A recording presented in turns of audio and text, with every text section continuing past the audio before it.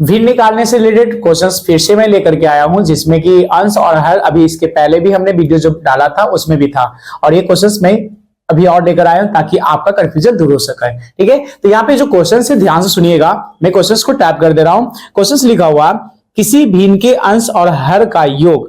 देखिए भिन्न के अंश और हर का योग बोल रहा है 12 है। ठीक है, यदि हर को 3 से बढ़ा दिया जाए तब भिन्न 1/2 हो जाता है, तो वो भिन्न क्या होगा?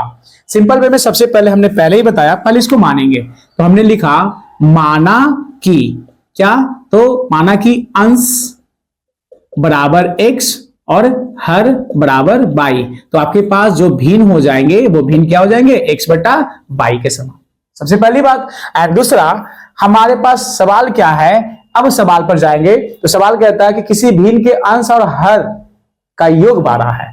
तो भिन्न के अंश और हर ना, तो कहा गया है किसी भिन्न के अंश और हर का योग 12 है, तो अंश और हर का योग कितना है? 12 है। तो हम कर दिए x + y = 12, समीकरण 1। चेक करिए, योग का मतलब जोड़ होता है, तो अंश हमने माना था x को और हर माना था y को, और दोनों का जोड़ का मतलब प्लस बराबर 12 हो गया। ठीक है, उसके बाद आगे और लैंग्वेज पढ़िए।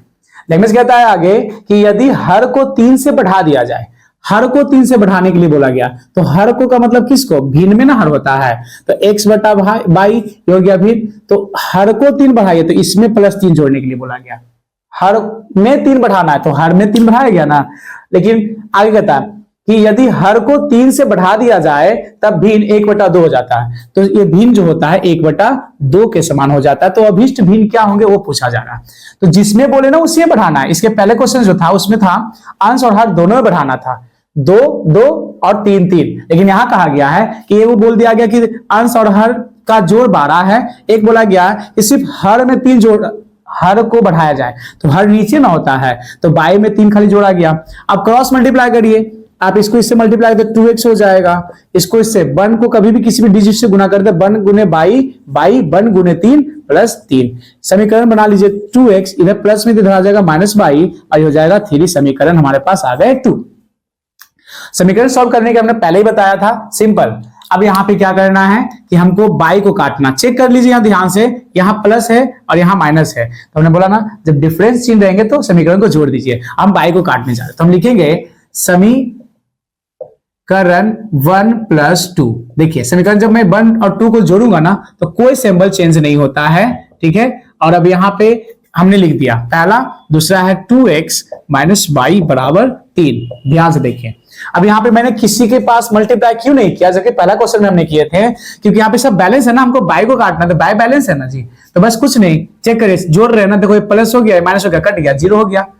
अब यहाँ ध्यान दीजिए, ये 2x है और प्लस 1x कितना हो जाएगा? 3x बराबर 12 और प्लस 3 कितना? 15। तो x का मान क्या आ गया? 15/3, कट कर दो 5 बार में, x बराबर हमारे पास आ गए 5। सिंपल वे में फिर क्या करना है, समीकरण 1 में x का मान रखने पर, तो समीकरण 1 कौन है आपका? Simple, x + y = 12। आप इसको कहीं भी रख सकते हो, जो भी x y का मान निकलेगा ना पहले, आप इसको कहीं भी रख सकते हो, अर्थात समीकरण 1 में भी समीकरण 2 में भी आंसर सेम आएंगे। तो हमने ले लिया x का मान 5 रख दिया, प्लस y हो गया बराबर 12। x के जगह पर 5 रखा क्योंकि x का मान 5 है, हमने समीकरण 1 की बात बोला। अब यहाँ देख लीजिए y बराबर क्या हो जाएगा? 12, ये प्लस में तो उधर गया तो -5 हो गया, तो y का मान कितना आ गया? 7, क्योंकि 7 5 12, प्लस का अंक ज्यादा था, तो हमारे x का मान भी और y का मान भी आ गया। तो हमसे क्या पूछा गया था? भिन्न बोला गया था, तो हम लिखेंगे इसीलिए भिन्न। तो भिन्न हमने कितना माना? x/y माना, तो हमारे पास जो भिन्न निकल के आ गए वो क्या आ गए? x का मान कितना है? 5, तो हमने लिख दिया 5, और y का मान कितना है? 7, तो हमने लिख दिया 7। अर्थात हमारे पास आंसर रिजल्ट आ गया, जो हमारा आंसर लाना था यही हो गया भिन्न 5/7। तो कितना इजी है, भले आपको हार्ड लगे, क्वेश्चंस को पढ़िए, जैसे मैं बताया हूं वैसे बनाइए, आप इजी में सीख जाएंगे। एक क्वेश्चंस को 2 से 3 बार रिवीजन जरूर करें, नहीं बने 4 बार 5 बार, कम से कम 6 बार 7 बार कर सकते हैं, तो आप इजी में सीख जाएंगे। Okay, thank you.